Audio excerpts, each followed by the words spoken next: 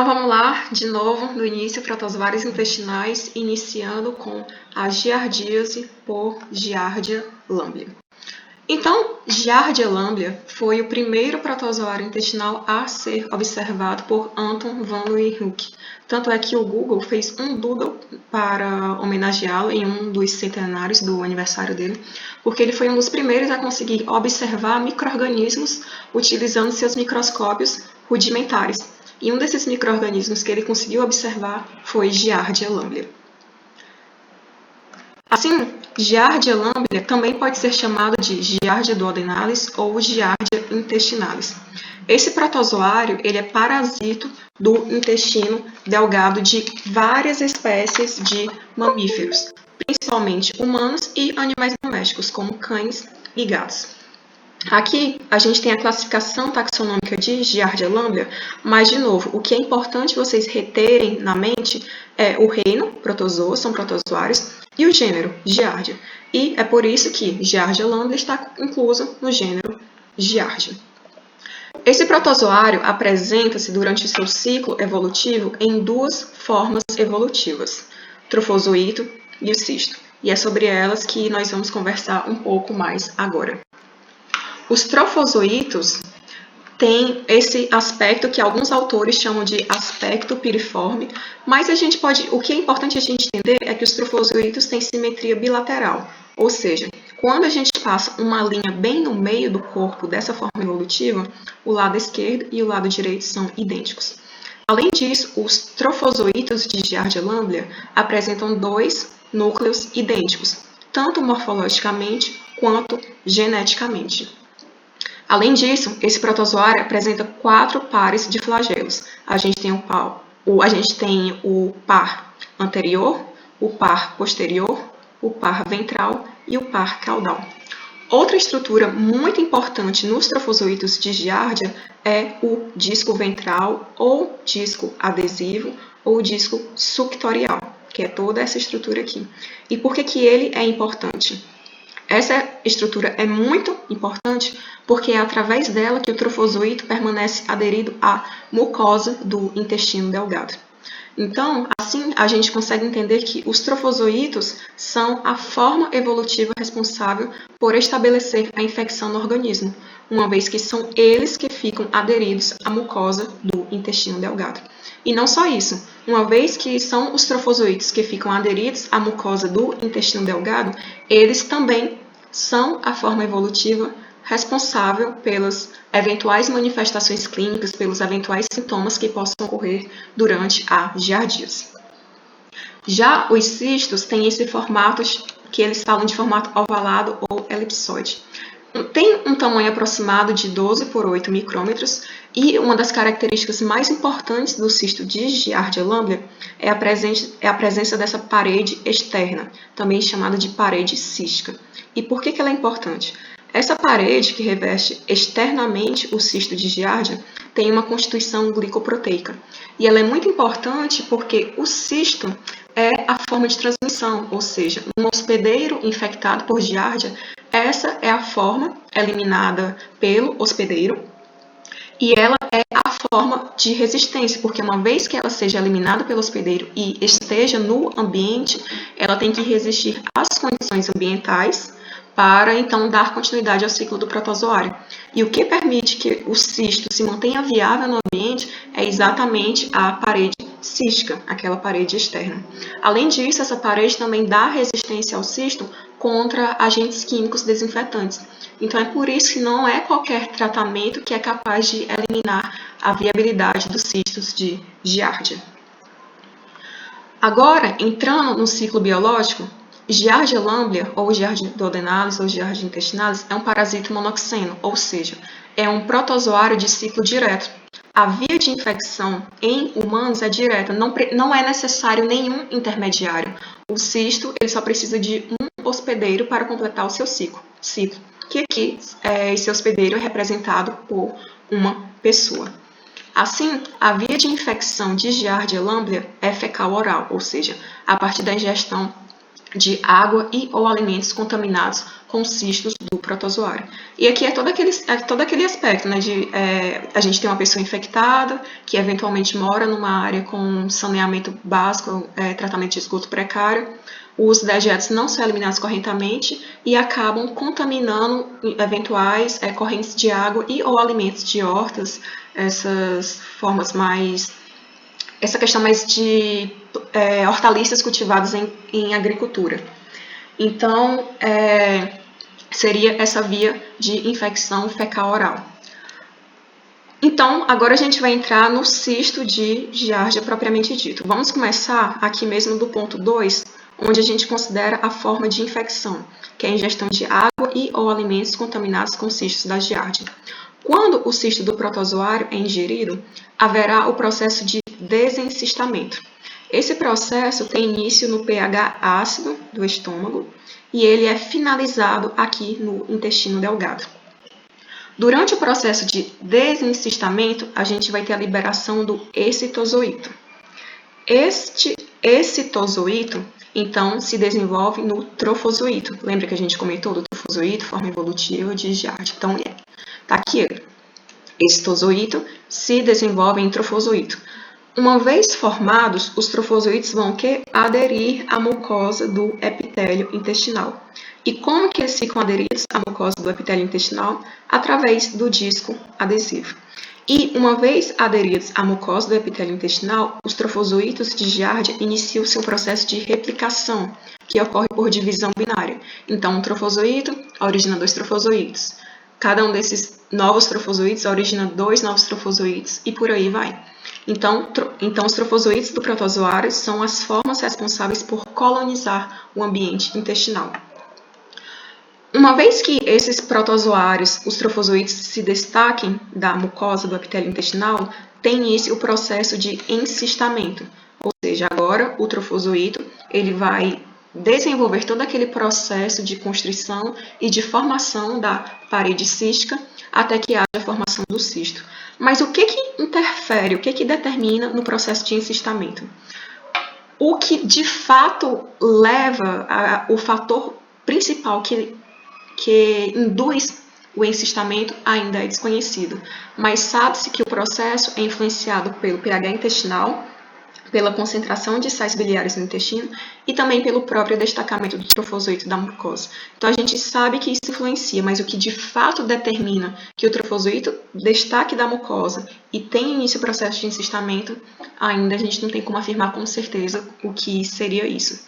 Mas, então, uma vez que o processo de encistamento esteja completo, o cisto é eliminado nas fezes do hospedeiro infectado. E aí, então, o ciclo do protozoário pode ter continuidade. E só um detalhe muito importante. As manifestações clínicas na infecção por Giardia lambda são essencialmente manifestações intestinais vinculadas ao trânsito intestinal.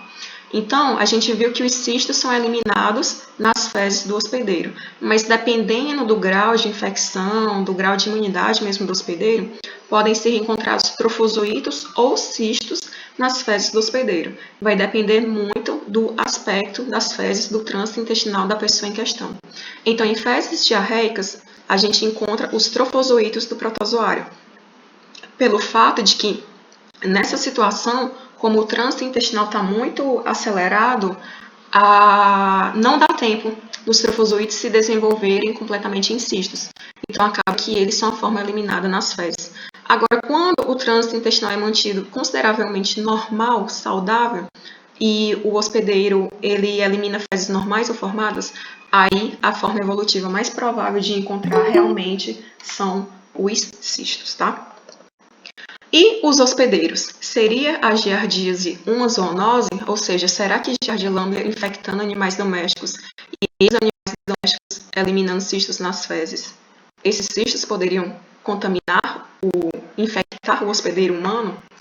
Então, aparentemente sim. Aparentemente a infecção por Giardia lambda, na verdade, pode sim ser considerada uma zoonose. Vários estudos já comprovaram digamos assim, o intercâmbio entre animais domésticos infectados com giardia e a possibilidade dessa infecção ser transmitida ao dono do animal doméstico. Tanto é que quando você tem um gato ou um cachorro infectado por giardia, não necessariamente aquele animal ele vai ser sintomático, mas como a gente vai ver mais à frente, ele pode eliminar as formas do protozoário nas fezes. E a gente sabe como é o método de limpeza, né, essencialmente de cães e gatos. E a gente também sabe que quem tem o seu pet não liga muito para isso, né? Deixa o cachorro e o gato assim lamber à vontade, pega e abraça e tal. Então, por essa questão desse contato muito íntimo, há sim a possibilidade da transmissão da infecção por Giardia lamblia entre o animal doméstico e o seu dono. Então, assim que detectar que o animal está infectado, não tem para onde correr, tem que tratar contra a infecção pelo protozoário.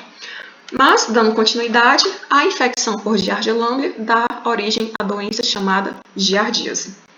Quais os principais aspectos clínicos da giardíase? Não foge muito daquele padrão que a gente está vendo.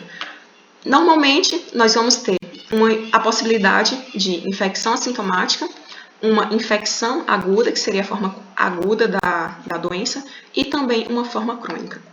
Na infecção assintomática é onde se concentra a maior proporção dos casos. E aqui, muito cuidado para o estado de portador assintomático. O que é o portador assintomático? É exatamente isso que o nome sugere. É uma pessoa infectada pelo protozoário que não manifesta sintomas, mas não manifestar sintomas não quer dizer que há ausência da infecção. Então, é uma pessoa infectada, não tem sintomas e que está eliminando formas viáveis do protozoário nas fezes. E portador assintomático, principalmente em áreas endêmicas, é uma grande fonte de infecção para a comunidade. Então, não é porque a pessoa tem a infecção e é assintomática que ela não tem relevância na epidemiologia da doença. Na verdade, ela é que tem a maior relevância, porque quem é assintomático não acha que está infectado, então não vai procurar um médico para fazer um tratamento. Então, é realmente complicado essa questão do portador assintomático. Já quando a gente fala da forma aguda, nós estamos falando primariamente de uma doença diarreica. E essa doença diarreica tem uma duração média de 2 a 4 semanas. Os episódios que caracterizam o início da doença, eles são agudos, ou seja, são na forma de diarreia explosiva. Porém, com o passar do tempo, as evacuações tendem a se tornar intermitentes, ou seja, a alternância entre períodos diarreicos e períodos de funcionamento normal do intestino. E isso acontece porque, normalmente, essa forma aguda tem um caráter autolimitante, ou seja, ele tende a se curar sozinho. A infecção, na verdade, os sintomas, eles tendem a passar de forma espontânea. Porém, por fatores muito próprios do hospedeiro e, às vezes, do protozoário, é possível que esse caráter autolimitante esteja ausente. E ele ficando ausente, a gente teria evolução para a forma crônica da giardíase, que aqui é caracterizada essencialmente por uma diarreia crônica, onde os sintomas persistem por meses ou mesmo anos. E quais as complicações da forma crônica? Essencialmente, a má absorção de nutrientes. Agora, quando um adulto desenvolve a forma crônica das giardíase, normalmente não acontecem maiores problemas, é só mesmo a questão da persistência da diarreia crônica. Porém, quando essa situação acomete crianças, o estado de gravidade é consideravelmente maior. Por quê? Porque em crianças, esses episódios recorrentes de diarreia, eles levam a uma grande deficiência de absorção de nutrientes mesmo. E essa redução da absorção de nutrientes não só provoca um retardo do crescimento, mas um próprio déficit nutricional, como o comprometimento físico e cognitivo dessas crianças.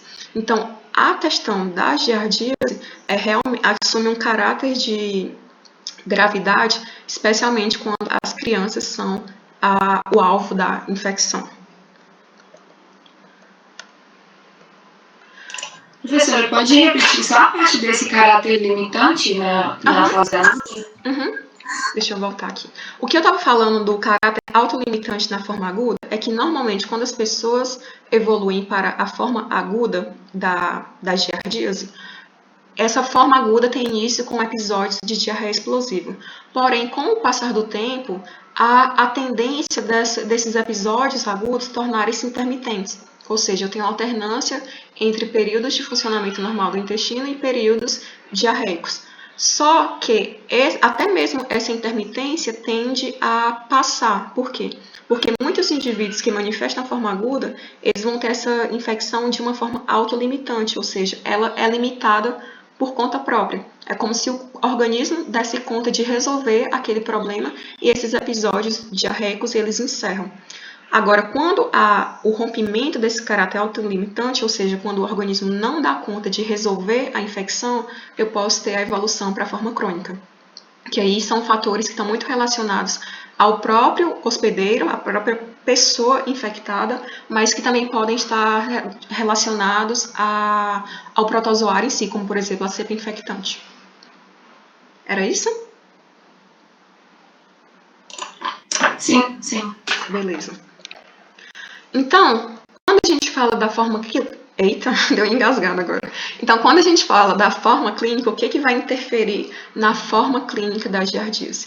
O número de cistos ingeridos, até porque o número de cistos necessários para provocar, para estabelecer a infecção, eles colocam de 10 a 100 cistos. Eu particularmente acho 100 cistos um número elevado.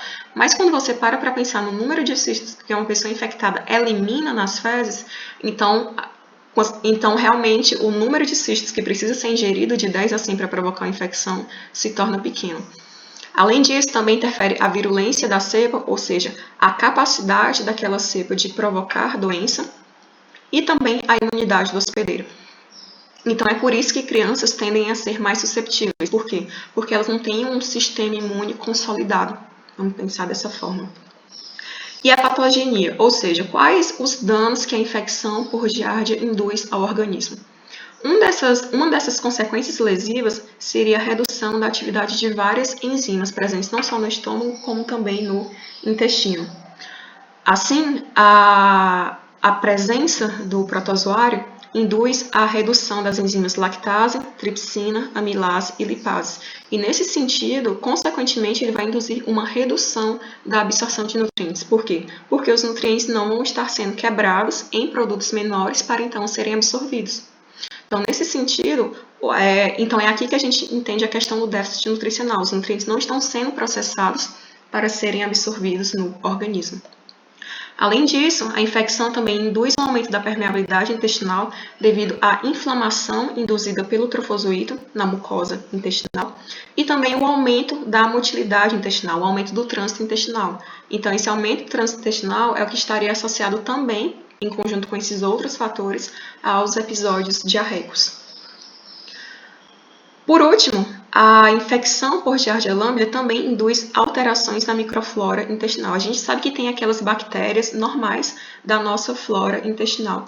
E a presença do protozoário leva a um desequilíbrio dessa microflora, podendo, então, dependendo da gravidade dessa alteração, podem ocorrer outros danos ao epitélio intestinal. Agora, quando a gente entra na questão da imunidade na giardíase, alguns autores levantam a hipótese de uma possível imunidade protetora. O que seria isso? Seria um aspecto mais associado a casos de reinfecção. Então, por exemplo, se uma pessoa foi infectada por giardia e conseguiu curar a infecção, ela tem menor susceptibilidade a uma reinfecção. E eles colocam que isso provavelmente aconteça devido à menor susceptibilidade de indivíduos residentes em áreas endêmicas, em comparação à maior susceptibilidade de indivíduos que não vivem em áreas endêmicas para o protozoário. Seria até aquele caso da diarreia do viajante, que são pessoas que saem de áreas não endêmicas para áreas endêmicas, adquirem a infecção e manifestam a doença. Então, seria devido a essa discrepância que eles consideram a possibilidade dessa imunidade protetora. Mas nós também temos outros aspectos que atuam na nossa imunidade para barrar ou tentar controlar. a infecção por Giardia lamblia. Um desses seria a ação de barreiras naturais, como o próprio epitélio, como a própria mucosa do epitélio intestinal, e a ação de mecanismos imunes celulares e humorais. Quando a gente fala de mecanismos imunes celulares, a gente está falando da presença dos linfócitos, dos fagócitos, dos mastócitos, células dendríticas. E quando a gente fala de imunidade humoral, considerando que a gente está falando de uma mucosa, então a gente está falando principalmente de IgA, que é considerada a imunoglobulina presente nas mucosas do trato não só gastrointestinal, mas também respiratório. Então a gente estaria falando principalmente desses aspectos, os quais atuam em conjunto para controlar a infecção por Giardia.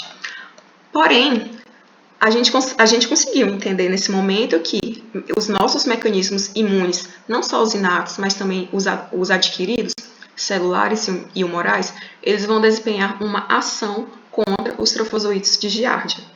Porém, Giardia, o trofozoito de Giardia tem um escudo contra essa ação dos nossos mecanismos imunes. E esse escudo ele se manifesta como os VSPs, ou proteínas variantes de superfície. O que são essas proteínas variantes de superfície? São antígenos proteicos que recobrem a superfície do protozoário. E por que eles são importantes e são considerados um mecanismo de escape de Giardia à resposta imune? Porque quando o sistema imune reconhece os antígenos de superfície do protozoário, eles vão carregar esses antígenos para então poder desenvolver uma resposta imune adquirida contra o protozoário. Porém, quando essa resposta foi montada, os antígenos de superfície do protozoário já foram trocados. Então, a resposta montada contra os antígenos anteriores não funciona contra os novos antígenos na superfície do protozoário.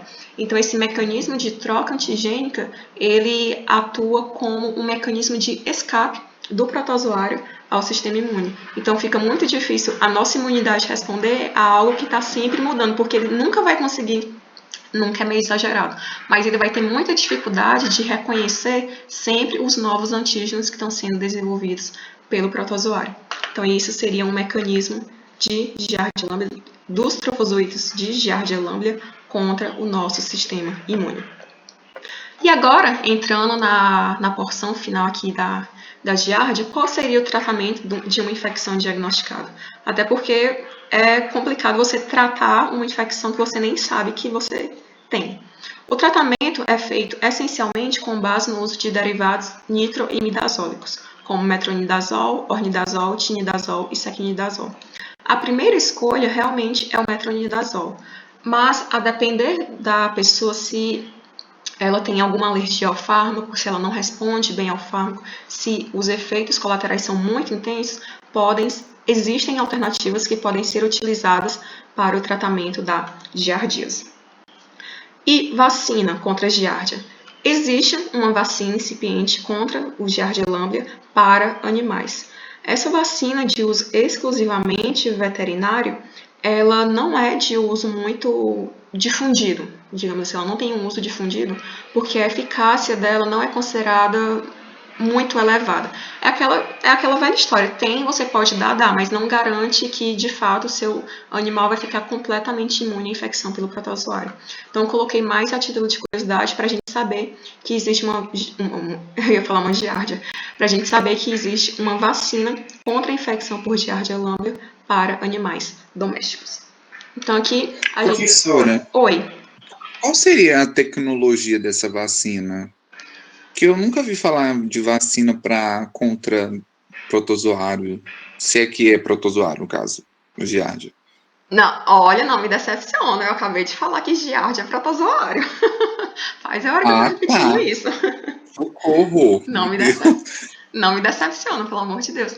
Não, jamais. Então, essa vacina, eu realmente não vou saber te falar com base no que ela foi desenvolvida, mas essas vacinas contra protozoários, elas normalmente são feitas pegando uma determinada porção, como é que eu posso falar? Elas são feitas pegando uma determinada proteína do protozoário, então eles estimulam essa proteína a desenvolver uma resposta imune num determinado organismo. Então, é uma proteína que tem a capacidade de ativar o sistema imune eu ia falar da pessoa, mas enfim, fica mais fácil falar pessoa.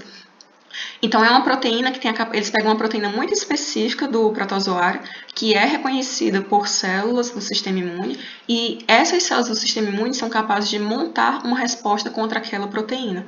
E como essa proteína tende a ser algo essencial para aquele organismo, é algo que não tem como ele se livrar, não tem como ele jogar fora e escapar da imunidade. Então, normalmente, essas vacinas são feitas com base nisso. Algum ponto muito específico e muito importante para aquele determinado micro-organismo, que é capaz de induzir uma resposta imune, e a partir do momento que induz uma resposta imune, se de fato o animal entrar em contato com o protozoário, ele já vai ter os mecanismos para se defender contra a infecção pelo protozoário. Então, normalmente essas vacinas, obviamente tem outras vias de fabricação, mas a maior parte dessas vacinas é feita desse jeito, pegando uma porção muito específica de um micro-organismo capaz de induzir a imunidade daquele organismo que vai receber a vacina.